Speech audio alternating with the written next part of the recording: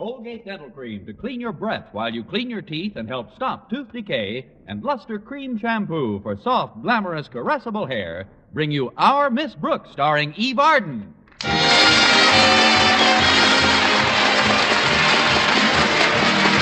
It's time once again for another comedy episode of Our Miss Brooks, written by Al Lewis. Well, the holiday season is practically with us. To our Miss Brooks, who teaches English at Madison High School, it means more than just a respite from the rigors of a difficult school term. Yes, it means that I'll get a chance to relax and observe the change that takes place in people as Christmas approaches. It's almost visible, the spirit of camaraderie and warm good fellowship which flows between us like a bountiful stream. I only hope that this season our beloved principal, Mr. Osgood Conklin, will get a little on him. I was talking about his temper to my landlady last Friday morning at breakfast. I can't understand it, Mrs. Davis. Everything I do lately seems to rub Mr. Conklin the wrong way. What do you mean, Connie? Well, take yesterday, for instance. I was in his office when I saw his lighted cigar lying on the rug unnoticed. Naturally, I stooped over and picked it up. Wouldn't you? Well, I gave up smoking a long time ago. I didn't want the office to catch on fire, Mrs. Davis, so I merely put the cigar in an ashtray. You might not believe this, but he was furious. Because you put his cigar back in the ashtray? Well, it wasn't exactly an ashtray. I guess I should have noticed it was an inkwell. Oh, and when you put his cigar in the inkwell, it went out? That isn't the end I put in the inkwell. 3 puffs later, Mr. Conklin could have won first prize in the chow dog contest. He's so unreasonable. You'd think having a blue tongue was a crime. Maybe it was the taste of the ink he objected to. He's always been a finicky eater anyway. But forget about Mr. Conklin, Connie. Just stay out of his way as much as possible. Believe me, I'll do my best, Mrs. Davis. Say, that's quite a batch of mail you've got there. Is it all for you? Mail? Oh, this isn't incoming mail, Connie. These are the letters I picked up from all the kids in the neighborhood. You see, Bush's department store has a contest each year in which the child who writes the best letter to Santa Claus gets his choice of anything in the toy department. Oh, and you're Santa's helper. Mm-hmm. Well, I shop there anyway, so I just drop them off for the kids. They write such cute letters, some of them. Reminds me of the one you wrote to Santa when you were 7 years old. Me? Where did you see that, Mrs. Davis? Forgive me, Connie, but I've got it right here. I took it out of your old album. You know, the scrapbook with the souvenirs in it. You had it out last night. Remember? Oh, that's right. I thought I might run across some souvenir money in it.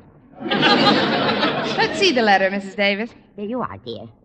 Read it out loud. I get such a kick out of it. All right. It says, Dear Sandy Claus. Look at this spelling. SandyClawSS. That's nice. 1 S for each claw.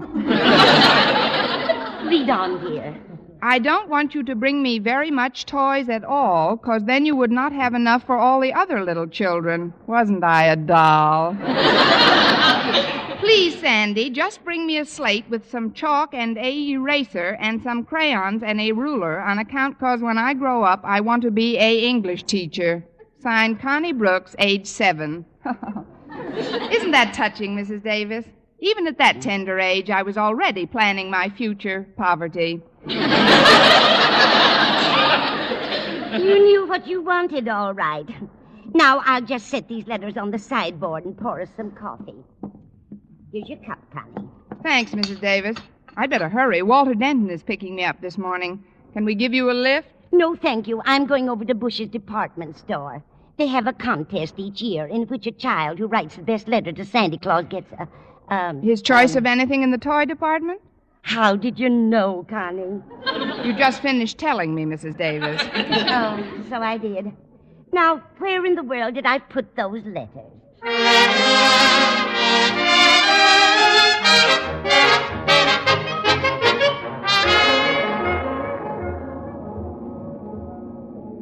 What have you done to your car, Walter? Seems to have quite an air about it this morning. It's nothing but your own aromatic presence, Miss Brooks.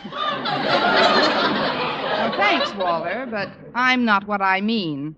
Wait a minute. Here's a cigar on the seat between us. Oh, probably dropped out of my dad's pocket. I drove him to work this morning. Say, do you mind if I keep it? It might make a nice good morning gesture to Mr. Conklin. I can use one at this point. Oh, sure. My dad's got a pocket full of cigars. But what's wrong with you and old Marblehead? Ew, Mr. Conklin. Are you in the doghouse, Miss Brooks? Where I am shouldn't happen to a dog, Walter. But maybe this little peace offering will help. Smells awfully sweet for a cigar. Oh, it isn't the cigar that has that sweet smell, Miss Brooks. That's Miss Enright. Where is she sitting? In the glove compartment? No, I just dropped her off at the beauty parlor. She was wearing a new perfume. She said it was called Voodoo. Kind of clings to the upholstery, doesn't it? Just like Miss Enright. Oh, I'm sorry, Walter. I shouldn't speak that way about another member of the faculty. Forget I said anything. Oh, sure. I know there's no love lost between you two. Although Miss Enright did pay you a rather nice compliment this morning. She did? Yes, ma'am. She said she thought it was wonderful how you taught the subject of English. Miss Enright said that? Just before she went into the beauty parlor. She said that anybody who could teach a language to so many kids for such a long time, in spite of her obvious difficulty in speaking that language, should get a medal. Maybe the dryer will fall on her. By the way, Walter, did Miss Enright mention her reason for going to the beauty parlor so early in the morning? Oh, come to think of it, she did. She said she was going out with Mr. Boynton after school. But today's Friday, the day Mr. Boynton usually takes me to the zoo. Well, it's also a special occasion for Miss Enright. It's her birthday. And you know something, Miss Brooks? She came right out and told me her age. How old did she say she was, Walter? 27. I guess that's why Mr. Boynton has to take her out today instead of you. I still don't see what Miss Enright's birthday has to do with it. He didn't take her out last year when she was 27. Or the year before when she was 28. Miss Brooks, I seem to detect the presence of the green-eyed monster in this vehicle. She can't possibly be back from the beauty parlor yet. Oh, it just makes me mad, Walter, the way some women try to keep their ages hidden. Why, if anybody wanted to make it their business, they could find out my age in a minute. How old are you, Miss Brooks? None of your business.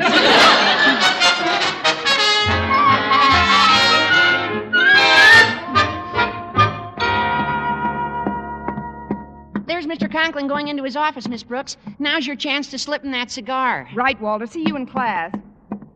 Good morning, Mr. Conklin. Good morning, Miss Brooks. Have a cigar? A cigar? Yes, sir. I just happened to have it on me. That is, a gentleman friend left it in my compact. Here. It's brand new, no ink on it. Thanks, Miss Brooks. Now, if you'll excuse me, I'll withdraw to the safety of my office while I'm still ahead. Yes. Goodbye, Mr. Conklin. Goodbye. Good morning, Miss Brooks. Hello, Miss Enright. Walter Denton tells me that today's your birthday. Why, yes, darling, it is. Happy birthday. Well, I shall bask in the warmth of that greeting all day. Well, I'm sorry, Miss Enright, but I don't think it's fair of you to make Mr. Boynton break a date with me just because it's your birthday. Oh, I didn't make him do anything, Miss Brooks. It's obviously a matter of preference. Put down a brightly colored gay silk scarf and an old gray shoe, and even a baby will reach for the scarf. Are you calling me an old gray shoe? Well, if it fits, darling, slip it on. Now, look, Miss Enright, I don't want to be rude to you on this of all days, especially since I realize that your birthday is one holiday which has been celebrated in this neighborhood for countless generations. But every Friday, Mr. Boynton takes me to the zoo. That's very cooperative, my dear, but if the zoo wants you badly enough, they'll come and get you. Now, you really must excuse me. I've got to find Walter Denton's car. I left a cigar in the front seat this morning. Oh, was that your cigar? I thought you smoked a pipe. It's for Mr. Boynton. He's just a big, overgrown boy when it comes to practical jokes, you know, so I bought that cigar for him in the magic shop. In the magic shop? Yes. It's an exploding cigar. Not dangerous, of course, just full of soot. Oh, no. Excuse me, Miss Enright, but I've got to get back to Mr. Conklin's office right away. Mr. Conklin, about that cigar I gave you, sir. Yes, Miss Brooks? Oh, God! Mr. Conklin, are you all right? Why, yes, Miss Brooks. I'm just dandy. But this soot all over my face. What do you suggest I do about that? Well, what can you do, Mr. Conklin? Get down on one knee and sing April Showers.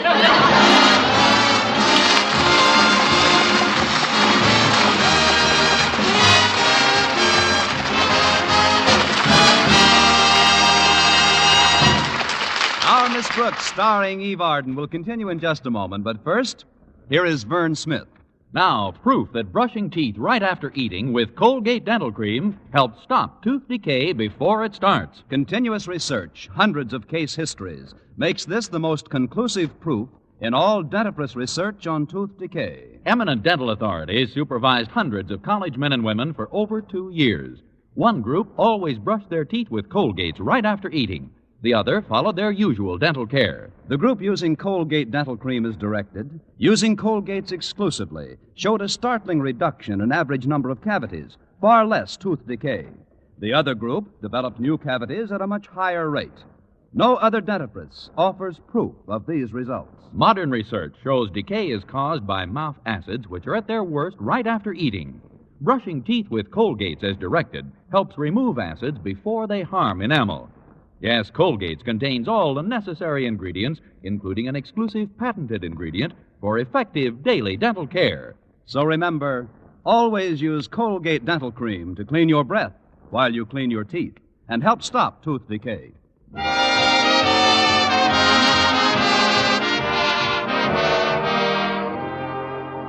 I finally convinced Mr. Conklin that the cigar episode should be included in my list of unpremeditated crimes. Then, when lunch period dragged itself around, I hastened to the cafeteria to see if Miss Enright was with Mr. Boynton. She wasn't, so in 4 seconds flat, I was. I waited all during lunch for him to break our date for that afternoon, but he remained strangely silent. So while we were drinking our coffee, I summoned all my feminine wiles and subtly remarked, "Is I is or is I ain't your baby?"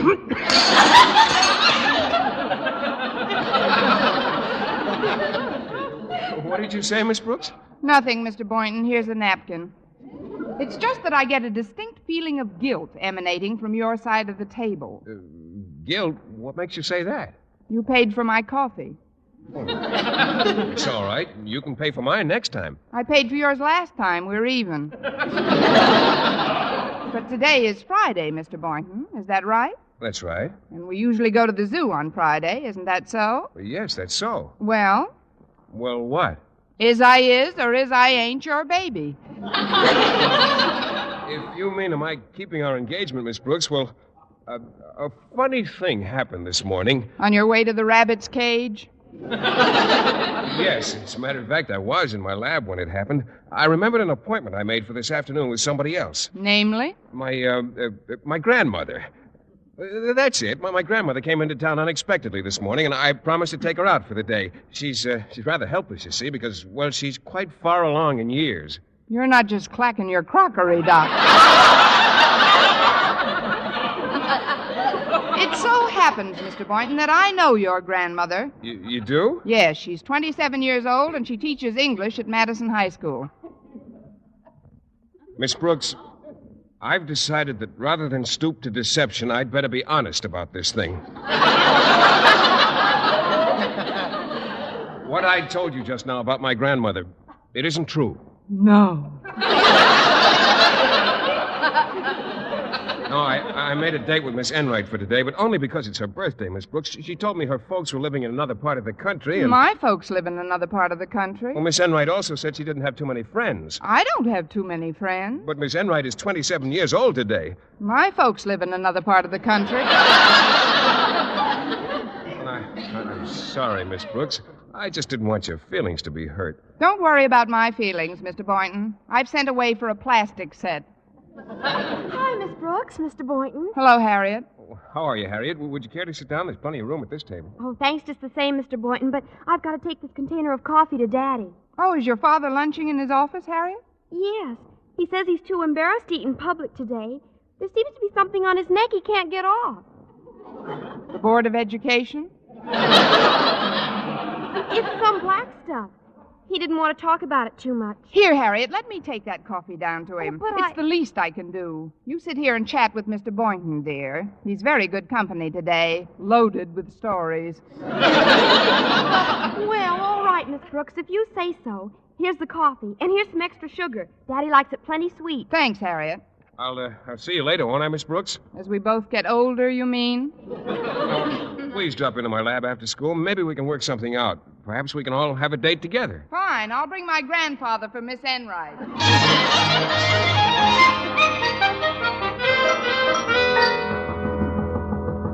Come in. I met your daughter in the cafeteria, Mr. Conklin, and she gave me this coffee to bring you. What happened to her? Pulled up lame? Well, as a matter of fact, sir, I wanted to sort of atone for some of my earlier transgressions. Well, don't stand there. Pour some coffee in a cup for me, please. Yes, sir. I'll just get this cover off. It's on pretty tight. Well, I hope it's hot. If there's anything I can't stand, it's cool coffee. Oh, I'm sure it's piping hot, Mr. Conklin. I can tell by the way the container feels. This lid is so... Let me help you. No, it's coming now.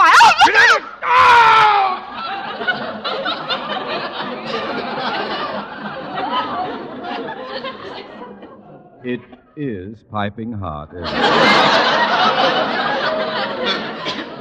Observe the steam rising from my trousers where you stood. Miss Brooks, yesterday you dipped my cigar in the inkwell. This morning you gave me one that exploded in my face. And now, thanks to you again, a container of hot coffee is running down my leg. Well, don't stand there, Miss Brooks. What have you to say for yourself? Is it sweet enough, Mr. Conklin?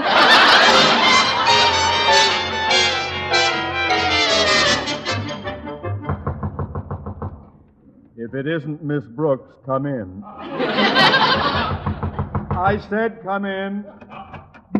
You are Osgood Conklin? I am. No doubt you heard of Bush's department store. I have. Well, I'm Bush. I'm a little pooped myself.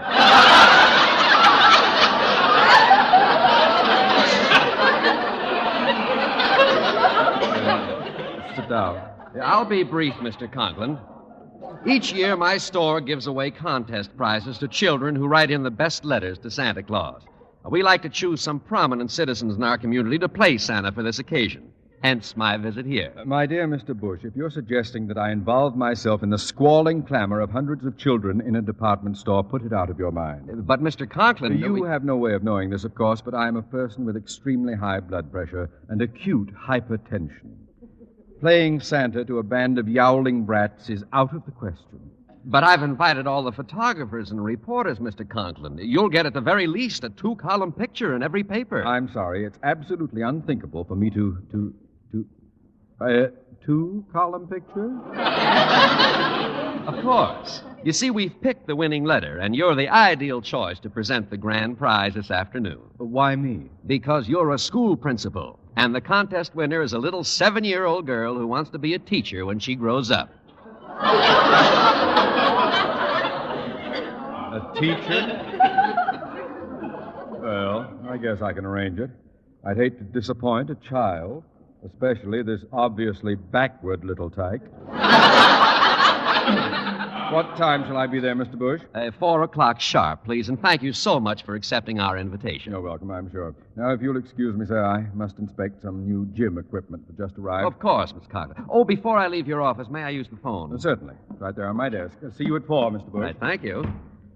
Santa Claus is coming to town. Hello, Mrs. Davis speaking. Oh, this is Mr. Bush of Bush's department store. My secretary gave me your phone number, Miss Davis.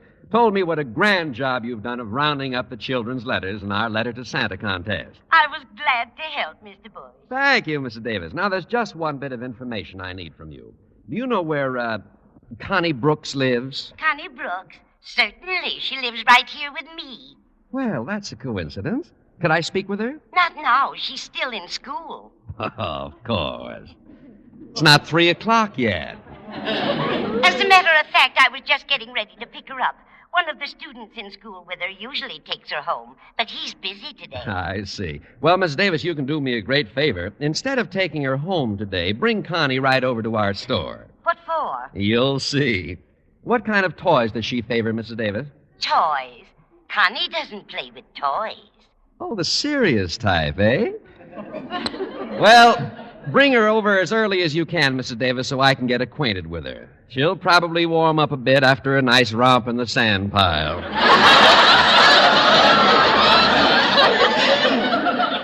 Now, remember, Mrs. Davis, don't tell her why she's coming to the store. I'd like it to be a surprise. It'll be a surprise, all right.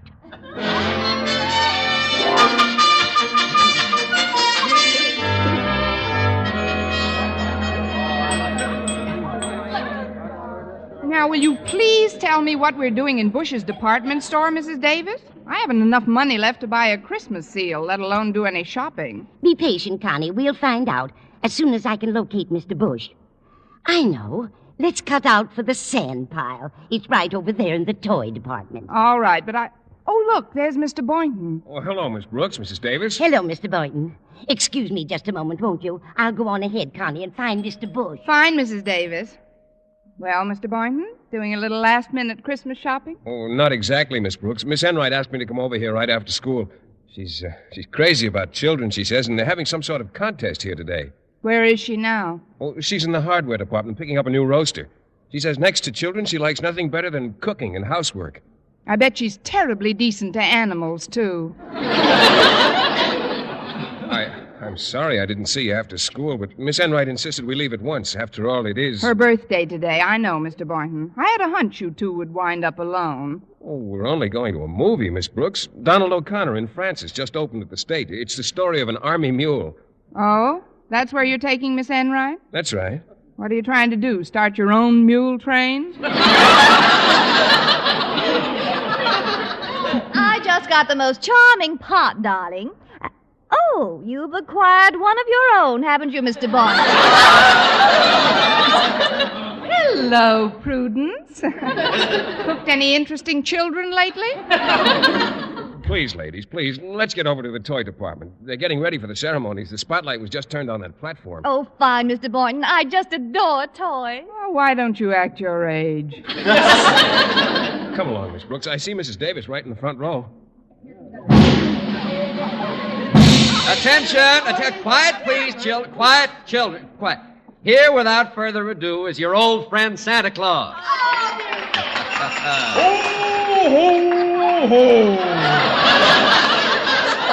Merry Christmas, kiddies! Why, that's Mr. Conklin. Is it really? Ho, ho, ho! Of course. I'd recognize that bloodthirsty cheerfulness anywhere. Here you are, Santa. Here's the prize-winning letter in the contest. I suppose you read it out loud and will surprise the author, who I know is among those listening. Surely. It says, Dear Sandy Claus, spelled C-L-A-W-S-S-S. That's nice. One S for each claw. I don't want you to bring me very much toys at all, 'cause then you would not have enough for all the other little children. Isn't she a doll? Wait a minute. This sounds awfully familiar. Please, Sandy, just bring me a slate with some chalk and a eraser and some crayons and a ruler, 'cause when I grow up, I want to be a English teacher. Oh, no. Signed, Connie Brooks, age 7. Now, if this little girl will step up. Connie Brooks! Age 7? You sound like you know this girl, Mr. Conklin. Well, let's get her up to the platform. Where are you, honey? You, Mr. Bush, down here. I'm Mrs. Davis. Oh, hello, Mrs. Davis. The girl you're looking for is standing right here beside me. What? Who are you? I'm Connie Brooks, age 7.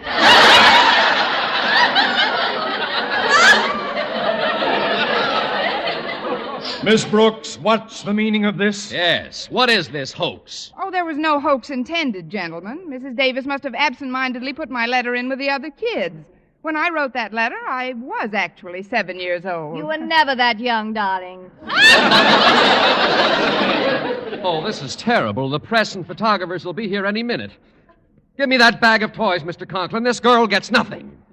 Now, hold on there, Mr. Bush. The contest rules clearly state that the winner must be a child. If Miss Brooks was 7 years old when she wrote that letter, she's entitled to take home anything she wants from the toy department. I think you've got something there, Mr. Boynton. Oh, this is terribly embarrassing.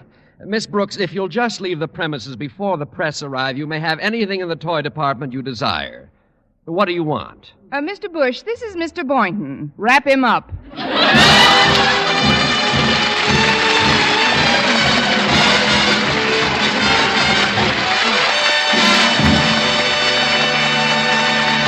Eve Arden returns in just a moment, but first...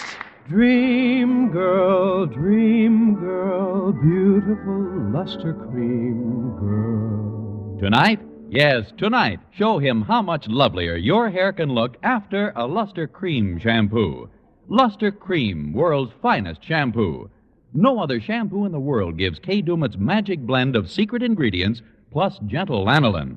Not a soap, not a liquid. Luster Cream shampoo leaves hair 3 ways lovelier. Fragrantly clean, free of loose dandruff, glistening with sheen, soft, manageable. Even in hardest water, Luster Cream lathers instantly. No special rinse needed after a Luster Cream shampoo. So gentle, Luster Cream is wonderful even for children's hair. Tonight, yes, tonight, try Luster Cream shampoo. Dream girl, beautiful luster cream girl. You owe your crowning glory to a luster cream shampoo. And now, once again, here is Eve Arden. This Christmas, give yourself and your family the gift that keeps on giving. United States savings bonds, the present with a future. And buy savings bonds regularly. Start preparing now for those things you know you're going to want and need in the future. If you're on a regular payroll, use the Easy Payroll Savings Plan. If you're self-employed, use the Bond-a-Month Plan. Invest today in security, your own economic security and the security of your country. Buy United States savings bonds today.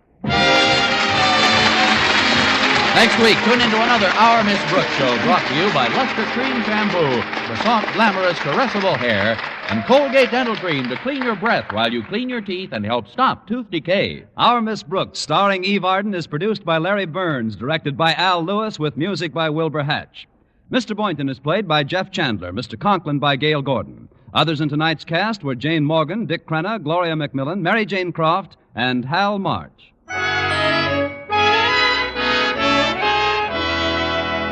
Here's good shaving news. 3 men out of every 4 can get more comfortable, actually smoother shaves with Palmolive brushless shaving cream. This is not just a claim. Here's the proof. 1,297 men tried the Palmolive brushless way to shave described on the tube. And no matter how they shaved before, 3 men out of every 4 got more comfortable, actually smoother shaves. Try Palmolive brushless yourself. See if you don't get more comfortable, actually smoother shaves the proved Palmolive brushless way. For mystery liberally sprinkled with laughs, listen to Mr. and Mrs. North, the exciting, fun-packed adventures of an amateur detective and his beautiful wife. Tune in Tuesday evening over most of these same stations. And be with us again next week at this same time for another comedy episode of Our Miss Brooks. Bob Lamont speaking. This is CBS, the Columbia Broadcasting System.